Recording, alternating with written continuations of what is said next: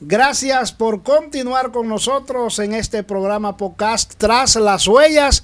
Le habíamos anunciado y ya está Paíno Abreu, ex administrador del Banco Agrícola. Además, en este momento él pertenece a la Comisión Central, Dirección Central de la Fuerza del Pueblo, y aspira a la dirección política de esa organización política. Aquí está Paíno Abreu. Gracias, Paíno, por estar con nosotros.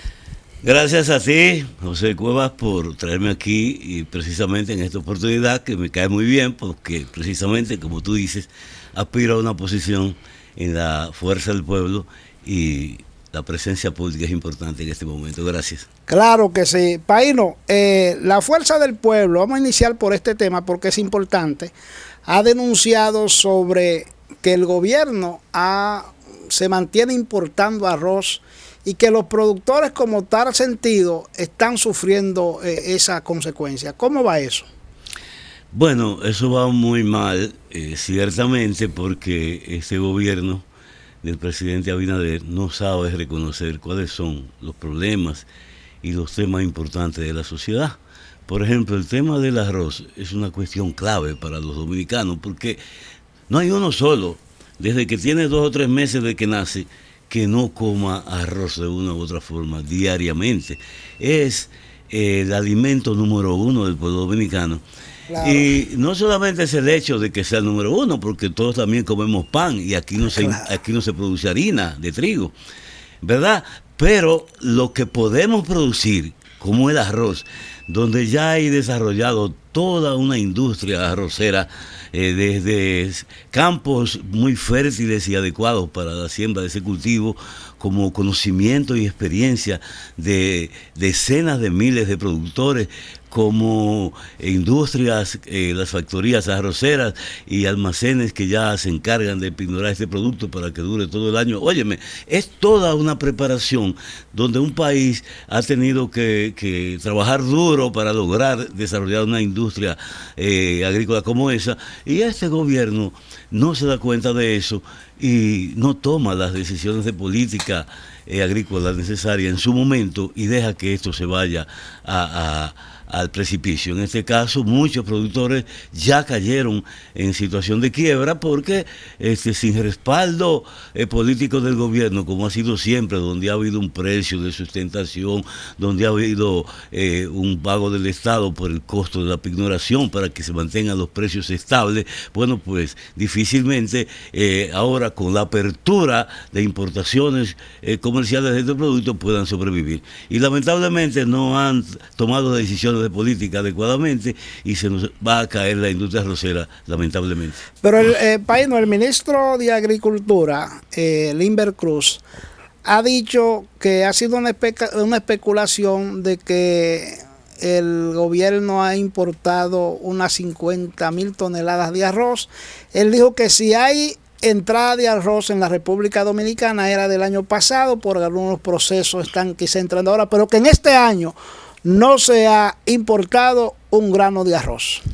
Bueno, el análisis de nuestra organización política determinó que no solamente se ha importado esas 50,000 toneladas, sino que en los muelles dominicanos hay una cantidad inmensa de arroz que no puede entrar a este país, porque si acaba de entrar, ni siquiera hay donde guardarlo. Imagínate tú, todos los almacenes están llenos, razones por las cuales las factorías no les reciben arroz a los productores y tienen que devolverse con su camión y al campo.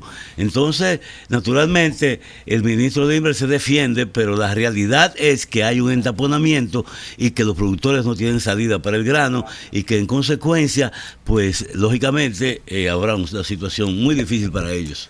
Usted fue administrador del Banco Agrícola en 2 ocasiones, hizo una buena gerencia. ¿Cómo usted visualiza que anda la pignoración de arroz en la República Dominicana?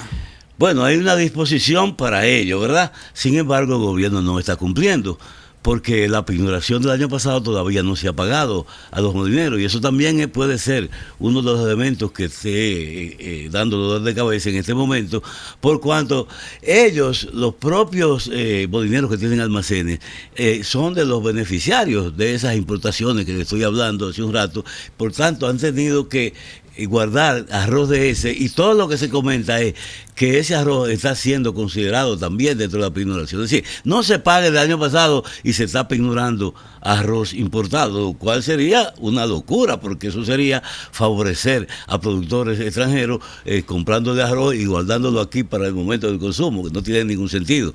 De manera tal que esa fue una de las políticas agroalimentarias más importantes que tuvieron los gobiernos anteriores, en ese caso el gobierno de Leonel Fernández, donde se inició, y después el gobierno de Danilo, que la mantuvo, esa política de pignoración, porque eso estabiliza el precio del arroz y da seguridad a los productores para seguir produciendo. Usted sabe, Paino, hablando del Banco Agrícola, el Congreso Nacional aprobó la ley 85-25 sobre alquileres. Ya los depósitos no serán depositados en el Banco Agrícola, sino a través del Banco de Reserva. ¿Cómo usted ve esta parte de la ley? Mira, ese fue un tema, José, que yo luché en mis administraciones del Banco Agrícola. Yo encontré esa posibilidad de financiamiento para el propio banco un poco barata, porque los depósitos de alquileres por obligación debían depositarse en el Banco Agrícola, y tú sabes la cantidad de decenas de miles de casas, de apartamentos y de inmuebles que hay alquilados, que el que alquila pues tiene que depositar 1, 2 y a veces hasta 3 depósitos. Ese dinero, donde estaba bien guardado, nunca generó ningún inconveniente con el Banco Agrícola, pero casi nadie cumplía con la ley.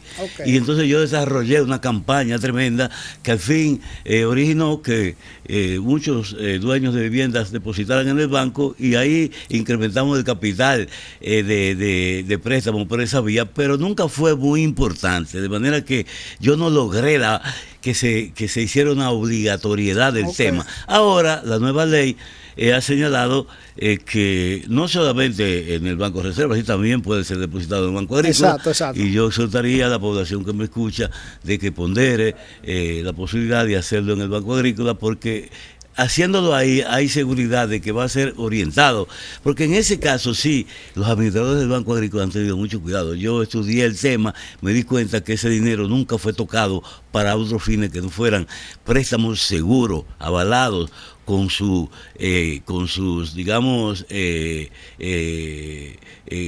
¿cómo se dice? Prendas, ¿verdad? Exacto. O sea, donde hay una seguridad hipotecaria, que el préstamo nunca se va a perder. Entonces, en ese caso, pues, siempre fue seguro hacerlo así, en el Banco Agrícola. ¿Cómo te ve la diferencia? ¿Habrá alguna diferencia, Paino, entre cuando usted era administrador del Banco Agrícola? Bueno, hace varios años a este tiempo, el financiamiento que le está dando este gobierno a los productores a través del Banco Agrícola. Mira, aunque el valor del peso se ha deteriorado mucho, hay que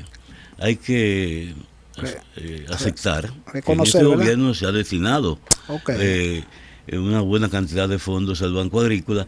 Lo que pasa es que hay dos cuestiones ahí extrañas. Una primera fue el tema de los fondos a tasa cero. Primero 5.000 millones, después se habló de 7.000 millones a tasa cero, que no llegaron al campo. La verdad es que cuando tú le preguntas a los productores si consiguió dinero a tasa cero, te dicen que no. Y donde ha sucedido fue un total fracaso. En el caso de Constanza, recientemente yo supe que hubo una debacle, que hubo que cancelar casi a todos los funcionarios y empleados del banco, porque los desfalcos o préstamos inseguros, mal dados a compañeritos de partidos políticos eso originaron una pérdida cuantiosa de más de 3.000 millones de pesos. Escuché eso y me da pena, porque significa que las autoridades no están poniendo atención al estudio real de los expedientes crediticios, para saber que hay garantías correctas y que el dinero va a ser usado no en comprar jipetas para andar en las ciudades, sino en la siembra de papa, de ajo, de cebolla, de vegetales, en el caso de Constanza, que esos son los productos fundamentales. De manera que me da pena que en una oportunidad que el banco ha tenido de un alto ingreso, pues no haya sido destinado efectivamente para asegurar un sistema crediticio en el campo que abra espacios de crecimiento y de producción a la agropecuaria. Veo, Paino, a la oposición solamente quejarse de su sector arrocero. ¿Cómo andan los otros subsectores agrícolas? Bueno, mira, aquí te puedo decir que hay siempre una producción de víveres y vegetales aceptable, Okay. porque hay mucha gente que ya aprendió esos rubros de producción y es muy difícil que pueda cambiarlo, aunque no esté ganando mucho, porque tú sabes que los costos de producción son muy altos en casi todos los cultivos, la mano de obra es escasa y cara, y entonces pues lo que ha pasado es que se ha reducido digamos que la utilidad de los trabajos agrícolas, pero hay mucha gente que todavía permanece ahí y en este país todavía hay buena producción de víveres y vegetales. En el caso también de la pecuaria andamos relativamente bien, pero en general en productos fundamentales como por ejemplo la habichuela, aquí casi siempre se ha importado más del 60-70% de habichuela. Del arroz hemos sido aceptablemente, hemos tenido buena producción, pero no hemos sido autosuficiente nunca. Siempre aquí ha hecho falta una parte del arroz que se ha necesitado, aunque ahora a esta gente se le fue de las manos el tema y han abierto los muelles para que se importe toda clase de arroz de donde quiera y vamos a tener inconvenientes. Usted sabe que su amigo Hipólito Mejía, porque yo sé que son amigos, siendo presidente, él fue la formación de los invernaderos. ¿Ha dado resultados los invernaderos en la República Dominicana? Hipólito, el político más sui generis que tiene ese país, extraña forma de trabajar la política, pero que en este país de canchanchanería a cualquiera se le hace caso. Hipólito es mi amigo, pero es un canchanchan.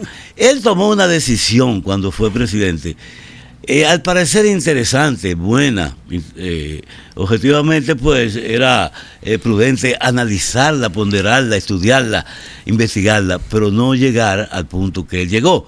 Es decir, lo pensó y como él no analiza mucho, tomó la medida de una vez de coger dinero prestado en España para importar invernaderos aquí. Me recuerdo si 400, 600 millones de dólares se fueron ahí para entregar esas estructuras desconocidas en el país prácticamente a todo aquel que se lo pidió o que quiso. Y bueno, esto fue un desorden de instalación de estructura en el país para mucha gente que no tenía la menor idea de cómo producir en un invernadero. Producir en invernadero es como ser un fabricante de algo. Usted tiene que tener conocimiento, usted tiene que dominar eso, usted tiene que convivir con eso, dirigir eso, meterse ahí, porque es muy delicado la producción en invernadero. Yo creo que hasta en cuero hay que meterse.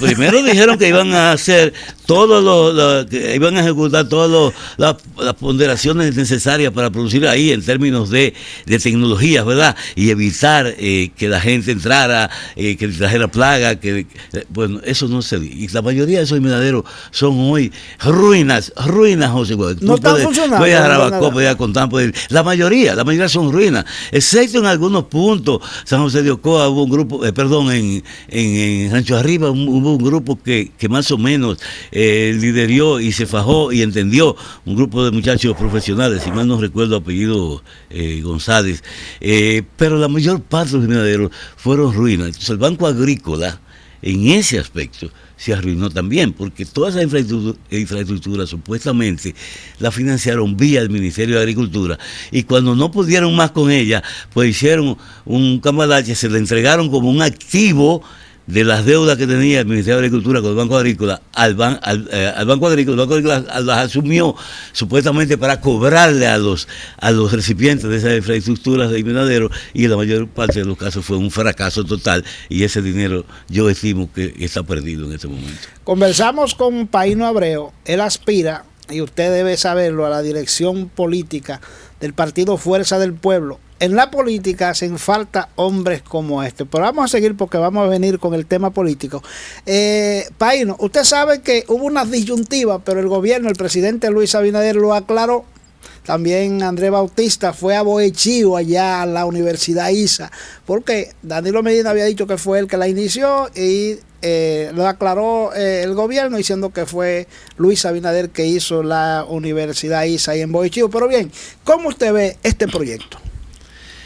Bueno, realmente para mí fue bastante chocante entender que en Boechío se estableciera un centro universitario, por cuanto no conocíamos, ni aún conocemos los estudios pertinentes que arrojan información y datos que indiquen la necesidad de establecer un centro universitario en Boechío, donde tal vez no hay otras escuelas de carácter técnico que pudieran ayudar. A veces uno, cuando yo oí hablar de eso, dije, bueno, pues será para ayudar a los haitianos que quieren estudiar aquí, que tengan un lugar más cercano a su país, porque ya muchos haitianos iban al ISA en Santiago a estudiar agronomía.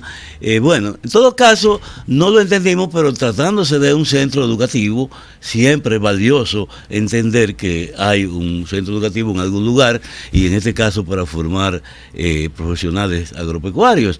De manera que si tiene éxito, yo me encantaría, cuando fueron a la inauguración, o escuché datos de países que aportaron, no sé si serán préstamos, si serán cooperaciones no reembolsables, pero bueno, en todo caso, todavía mi persona, no tiene la suficiente información para evaluar la importancia, la necesidad de ese centro educativo en Boechío, y en todo caso, y al final, si tiene éxito, me alegraría muchísimo, porque en este país lo que más necesitamos es escuelas que formen a los jóvenes de este país en diferentes alternativas de producción. Yo creo que va a tener éxito porque yo la visité, me encantó el lugar Boechío donde está Paíno, y hay muchos estudiantes de todas las provincias de la región suroeste ya instalados ahí que están estudiando. Eso es muy importante. ¿Cómo usted vería entonces el desarrollo a partir de ahí? Porque esto es el sector agrícola, ¿verdad? Ese es su sector. ¿Cómo usted vería luego el desarrollo que pudiera hacer su partido luego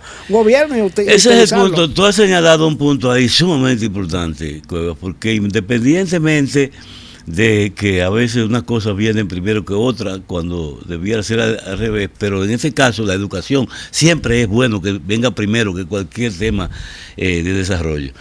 Como aquí tenemos todavía amplias posibilidades, amplias, extensas posibilidades de desarrollo agropecuario, porque aquí los valles de nuestro país, las aguas de nuestro país, los suelos de nuestro país, todavía no han sabido ser utilizado adecuadamente para la cantidad de productos subtropicales y tropicales que podemos producir aquí para mercados tan cercanos y tan bondadosamente grandes como el de Estados Unidos, por ejemplo, y las demás islas del Caribe.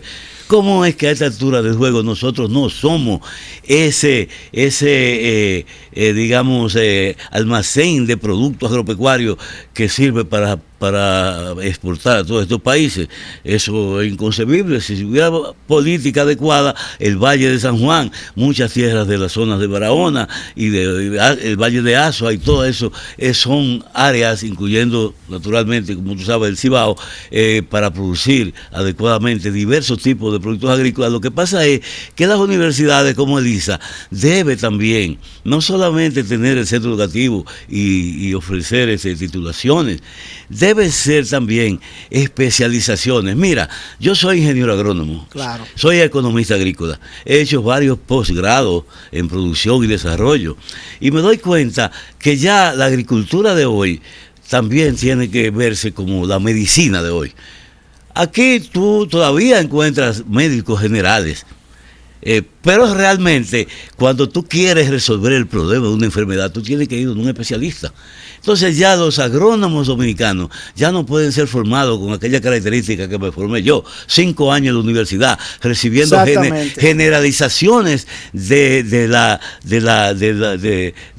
agricultura, de los vegetales, de los animales. No, ahora hay que irse a las especializaciones, a lo que demandan realmente la solución de los problemas, como enfermedades, plagas, estudios de suelo. Si yo fuera ministro de Agricultura, en cada región de este país, en cada región, habría un centro de investigación y de laboratorio para ofrecerle a nuestros agricultores la posibilidad de averiguar qué tipo de suelo tiene en su finca, ¿verdad? Exacto. Qué tipo de enfermedades ataca su cultivo y cuáles son las formas que pueden resolverlo. Eso es lo que se necesita, especializaciones ya. ¿Y las tierras raras? Y bueno, ya el tema de la tierra rara ya tiene que ver con algo más allá que la agropecuaria en sí, porque aquí ya lo que estamos viendo es que no se le llaman en este caso metales, sino son elementos de la tabla periódica, como tú recordarás, que no se conocían en la humanidad, pero que sin embargo, poco a poco, en la medida que la tecnología se va desarrollando,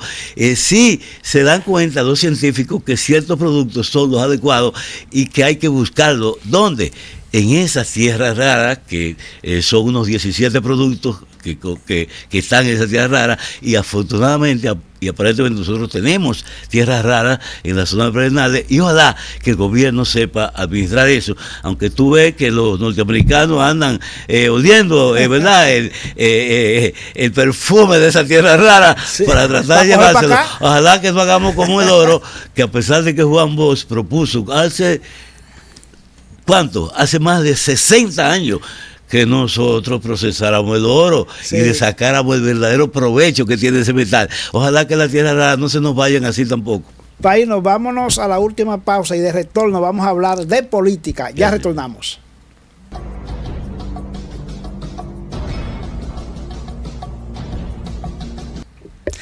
Continuamos, señores, con este programa Podcast Tras las Huellas. Ahora sí vamos a hablar con el dirigente político de la Fuerza del Pueblo, Paino Abreu. Recuerden que él sí aspira y debe de apoyarse a que él vaya a la dirección política de la Fuerza del Pueblo. Dígame a ver, ¿cómo andan las aspiraciones, Paino? Bueno, mira, por mi edad, que tú estás viendo, y los televidentes, por supuesto, también, no se puede esconder. Yo me califico como una persona que está en las probabilidades de su última etapa de política, de ejercicio político intenso. Siempre he estado en lugares intermedios porque yo he trabajado la política durante 60 años. Claro. Y lo he hecho desde el punto de vista de las enseñanzas del maestro Juan Bosch. Es decir, las aspiraciones mías han sido siempre las de servir a la sociedad. Cuando yo tenía 15 años, Manolo Tavares fue a mi casa. Yo soy de Jánico, un pueblito muy pequeño de la provincia de Santiago, porque él era amigo de mi padre. Y me pasó la mano por la cabeza y de ahí yo quedé prendido de ese señor. Y a los 15 años me incorporé en una cédula del 14 de junio. Pero cuando llegué a la universidad, en el año 68 y 69, y vi el desorden de la izquierda dominicana en la propia Universidad Autónoma de Santo Domingo, cayéndose a tiro, me avergoncé de pertenecer a esos grupos políticos y renuncié y comencé a estudiar el pensamiento de Juan Bosch, y desde el año 1970 me juramenté en el PRD. ¿Tú sabes qué me juramentó a mí en el PRD? Nada más y nada menos que el señor Antonio Guzmán, en Santiago. Yo vivía en Santiago. Bueno, ahí duré varios años siguiendo a Juan Bosch, pero Juan Bosch ya estaba en una etapa de finalización de su militancia o de su dirigencia en el PRD y decidió salirse de ahí, se fue al PLD en noviembre del año 73. Y el mismo día que Juan Bosch tomó la decisión de fundar el PLD, que no fue el 15 de diciembre, fue el 19 de noviembre, al otro día, cuando yo llegué a la universidad, que era secretario general del FUS, sí, en la Facultad de Agronomía y Veterinaria. El FUS era el Frente Universitario Socialista Democrático. Ahí, los que seguíamos Juan Bosch, cambiamos y fundamos el FEL, el Frente Universitario de Liberación.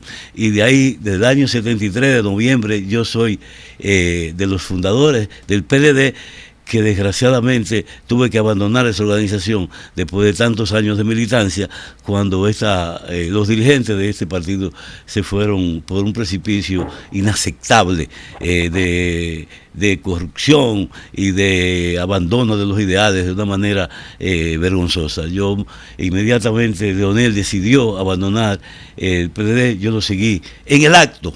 Claro. Terminando el discurso de Leonel, inmediatamente escribí un Twitter para informar a la sociedad que yo seguía a Leonel.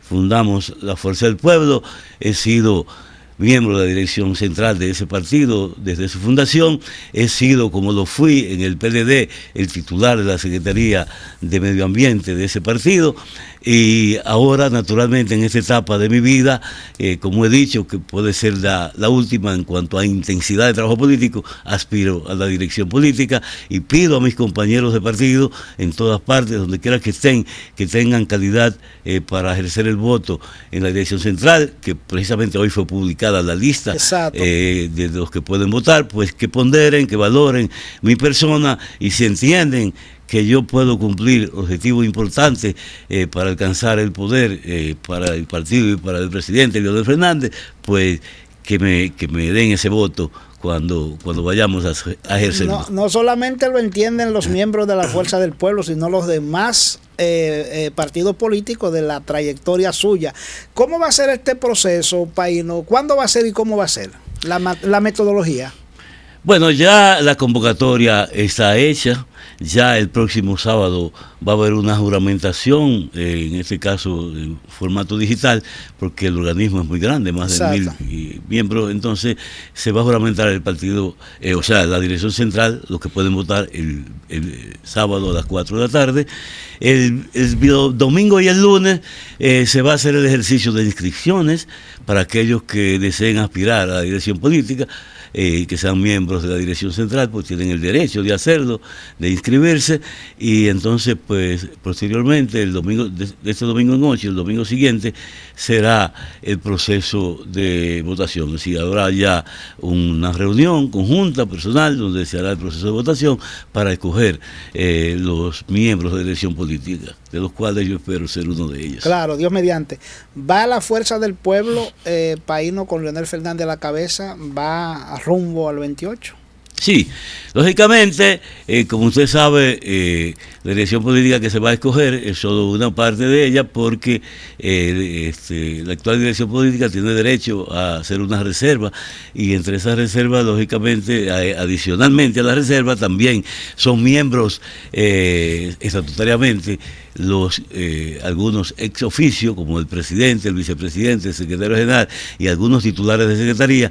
Entonces, el Leonel naturalmente se mantiene, no hay que escogerlo, no hay que elegirlo, no hay que votar por él, porque es nuestro presidente, y por consiguiente nosotros sabemos que tenemos un liderazgo fuerte, sólido, preparado, consolidado, un maestro de la política, no solamente a nivel nacional, sino también a nivel internacional, valorado positivamente prácticamente en medio mundo, de manera que estamos muy conscientes de que tenemos un liderazgo muy fuerte, potencialmente ganador para el 28. Aquí no hay nadie que se le pueda parar ni en los tobillos a Leonel Fernández para competir con él. Siempre hay una teoría en política, Paino, que usted la sabe bien, la conoce bien, que dividido no se va a ningún sitio, ¿verdad que no? Entonces uno ve como el Partido de la Liberación Dominicana, por un lado, peleándose entre ellos mismos, peleando con la Fuerza del Pueblo, diferencia. ¿Usted cree que pues, se pueda llegar a algún acuerdo luego en esa magnitud? Mira, hay muchos partidos que no tienen más remedio que pactar con nuestra organización política. No tienen más remedio, porque ya la militancia que les queda, los votantes que les quedan, ya no pueden mirar a esos partidos como opción de ganar, de victoria. Don Paino, excúseme, ¿muchos partidos o el PLD? Bueno, muchos partidos. Recuérdate que nosotros hemos sido aliados de muchas organizaciones políticas relativamente pequeñas, que son importantes todas, porque al final de cuentas cada voto cada voto cuenta, valga la redundancia, y por consiguiente el PLD, que todavía obtuvo una suma en términos de partido pequeño importante, porque 10, 11% se ve como una cifra importante, aunque yo estimo que no podrá alcanzar ese 10% en las próximas elecciones. ¿El PLD usted dice? No, sí, yo lo estimo que no lo podrá alcanzar, porque se ve naturalmente que todos los días hay gente que abandona esa organización, no hay un liderazgo aceptable allí que pueda sostener esa membresía. Algunos se mantienen por agradecimiento el tanto tiempo que tuvo en el poder, que fueron empleados, funcionarios, pero ya por visión, por ideología, por interés de que ese partido va a volver a lo... No, ya el PLD será igual que muchos otros partidos bisagra, que tendrá que mantenerse en la vida pública dominicana sobre la base de alianza, porque independientemente no creo que ya podrá llegar a ningún lado. Baino, con la... Ustedes le llaman el viejo partido. El viejo partido, sí, porque ahí estuvimos todos. Sí, claro. Entonces, en el PLD, con la división, con la salida de ustedes, con Leonel Fernández, se fue el bochismo. ¿No queda bochismo ahí en el PLD? Bueno, mira, yo te puedo decir que sí, que quedan al menos dirigentes importantes que son incluso amigos míos, muchos de ellos. Claro, yo lo sé. Mira, ahí está Melanio Paredes, un amiguísimo mío. Excelente. Hemos trabajado juntos mucho tiempo y otros más, por supuesto. Todavía yo veo que el Jaime David, que era amigo mío también, Jaime David y yo anduvimos en este país de cabo a rabo juntos. Bueno, claro. Es verdad, y yo lo apoyé muchísimo tiempo también. Hay muchísima gente buena todavía que... ¿qué pasa con la militancia política? La gente que tiene un poco de seriedad, no les gusta estar dando saltos así para un lado o para otro, aunque se avergüencen de donde están, porque hay mucha gente que en este momento están ahí todavía avergonzados de esa militancia política, pero no se van porque dicen yo no voy a estar dando saltos, pero en la realidad quisieran hacerlo.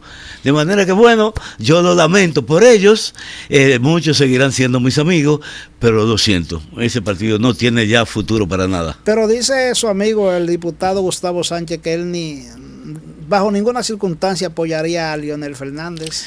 Bueno, por primera vez veo en Gustavo una posición pública bastante coherente y decente hoy en día, cuando planteó que todos aquellos corruptos que le han robado dinero del Estado no solamente deben devolver lo que le robaron, sino caer preso, pagar las consecuencias del abuso de poder que han ejercido, ya sea por apoyo de amigos, de familiares, por ejercicio del poder, con la falta de moral y ética que lo han hecho. Eso yo me agradó de Gustavo hoy, así que lo felicito.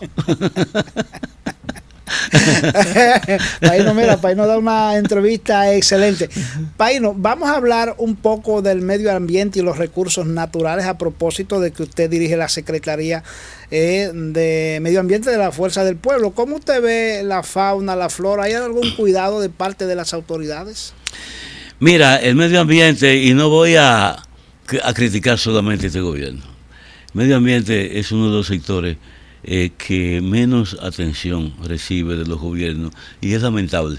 Yo me puse a analizar el presupuesto de esa entidad en los últimos 20 años, y es una vergüenza. Es alrededor de un 1% más o menos del presupuesto, y eso realmente da pena, porque hablando de más del 26% del territorio nacional que está declarado como área protegida, si es área protegida hay que protegerla. Y para protegerla hay que gastar dinero, hay que invertir recursos, hay que poner guardabosques, guardaparques, hay que darle tecnología, hay que ponerle drones, hay que ponerle cuidado a esa gente para que no me los maten. Hay que, por otro lado, las cuencas hidrográficas son las que protegen los ríos. Tú no puedes tener ríos sanos si no tienes cuencas hidrográficas sanas, porque el agua cae allá arriba, y es allá que se capta, y es allá que percola a las napas freáticas, y luego sale por las venas y viene por los ríos. Para que no sea un lodo de erosión, los bosques tienen que estar bien cuidados. No hay inversión en ese sentido. El 1% que llega al medio ambiente se lo lleva más de la mitad del INDRI. ¿Para qué? Para atender los canales de agua de agricultura. ¿Atender canales de agua de agricultura es malo? No, pero no debe hacerlo el presupuesto de medio ambiente, porque el medio ambiente tiene que ser para cuidar los bosques, los ríos, la biodiversidad, los ecosistemas. Ese gasto de agua y de canales de riego tiene que estar en el presupuesto de agricultura, y tiene que ser así para que medio ambiente pueda tener un poco más de recursos y cuidar. Mira, el lunes en la mañana, a las 11 de la mañana, vamos a tener una rueda de prensa y vamos a hablar de la ley de agua, porque por cuarta vez mandan un proyecto de ley de agua al Congreso que no sirve para nada. Otra vez está una comisión del Senado estudiando un proyecto de ley que no es adecuado para los fines de de administrar, de gestionar, de controlar el uso del agua, porque de eso es que se trata. Hay mucha gente que quieren ir a conseguir la autoridad sobre el agua. La autoridad sobre el agua la tiene ¿quién? El Ministerio de Medio Ambiente, porque el Ministerio de Medio Ambiente es la instancia que creó la Ley General de Medio Ambiente 6400 para administrar y gestionar los recursos naturales. Los tres principales recursos naturales son agua, suelo y bosque. Así es. No, eso no se puede ir para ningún otro lado. Ahora bien, en el agua falta una entidad y falta una legislación que para gestionar el uso. Cuando el ministerio dice, esta agua se puede usar como agua potable, se puede usar para producir energía, se puede usar para producir alimentos, ya ahí tiene que entrar otra entidad que controle eso, y esa autoridad de agua debe ser establecida en el país con los cánones necesarios para ello, pero ahí lo que hay es gente interesado en abrir espacio para concesiones de presas, de ríos, y la Constitución Dominicana y la ley dominicana prohíbe eso. El agua es inalienable, no puede ser tampoco utilizada para ningún otro fin que no sea primero el recurso de humanos para servicio de la gente, claro, para producir alimentos, producir energía, el uso industrial, pero siempre con un sistema de ponderación donde lo más importante sea el progreso. Por esa ley tenemos que atacarla para que se produzca realmente como debe ser. A propósito de agua, dos presidentes pusieron su grano de arena, que fue en la presa de Montegrande. ¿Cómo usted ve ese proyecto? Bueno, ese proyecto no sé cuántos años duró, que se inauguraba cada vez, y realmente ya lo hicieron, pero óyeme. Bueno, pero en este caso fue en su gobierno del PLD, ¿verdad? Que se inició, sí, el proceso y todo eso, pero eso se prolongó y se prolongó y se prolongó. Finalmente se ha inaugurado, pero no lo han hecho bien. Primero, la supervisión de la construcción no fue correcta porque ya tiene filtraciones peligrosas, ¿verdad? Eso, una presa, óigame, que va a contener una masa de agua como esa, jamás en la vida puede tener y que filtraciones que son corregibles. Óyeme, a mí me da pena, ojalá que sí, ciertamente sean corregibles, pero ya escuché que eso es uno de los problemas. El segundo problema es que los habitantes de la zona que fue utilizada para el lago, o que puede ser inundable, no ha sido resarcido adecuadamente, reinstalado en lugares adecuados para que puedan seguir su vida normal, y ahí están reclamando que le paguen chelitos para poder sobrevivir. O sea, que no hay planificación en el gobierno para nada, no hacen nada que tenga éxito completo, no resuelven adecuadamente ningún problema. Es penoso. Pero el presidente Luis Abinader está encima de todos los temas, él mismo supervisando, el mismo. El pobre me da pena porque, óyeme, él mismo tiene que irse a montar. Bueno, los presidentes en un metro que hasta se puede caer de tanta crítica que ha tenido. Pero, Paino, los presidentes responsables, como los que hemos tenido, hacen eso. Lo hacen pero ya como función política para expresar. Porque escúcheme, Paino, en este caso, Luis Abinader no va a aspirar a la presidencia. No, pero sí tiene que respaldar las acciones de su gobierno. Okay. Es una función política de Estado y más en este caso, donde ha tenido tanta crítica la obra, para mostrar que las cosas van bien, que ya pronto lo tendremos en uso y todo eso, pero eso es, en vez de ser plausible y uno que se dice contento de que ya el presidente está probando el metro, esta línea del metro, da vergüenza que tenga que hacerlo porque están lloviendo tantas críticas sobre el proyecto. Entonces él mismo tiene que ir a mostrar, no, esto como quien dice, esto va bien. Ahí me da pena que no tenga funcionarios adecuados, y todos los que tiene posiciones importantes, como el mismo que estaba ahí en obra pública y que no le terminó ese metro a tiempo, los que aspiran a ser presidente, todo lo que quieren ir es a pacochar recursos para candidatearse a presidente. Paino, se nos ve el tiempo, pero usted tiene derecho a quedarse hasta en silencio con esta pregunta que le voy a hacer. Vamos a ver. Para el 28, Leonel o Omar. Ellos se lo preguntaron los dos como padre e hijo, y fue un espectáculo ver la sapienza que tuvo que reconocerlo el hijo, reconocer la sapiencia de su padre cuando le hizo la pregunta que quién sería, cuál de los dos, y el hombre levantó pues el zapato correcto y le puso los dos para que se vea, porque déjame decirte, el hijo de Lionel, que yo todavía le llamo muchacho. Por Una eso estrella, no me entusiasmo tanto. Sí. Por eso no me entusiasmo tanto como todos muchos dominicanos que andan de locos viejos diciendo, ya, es el presidente.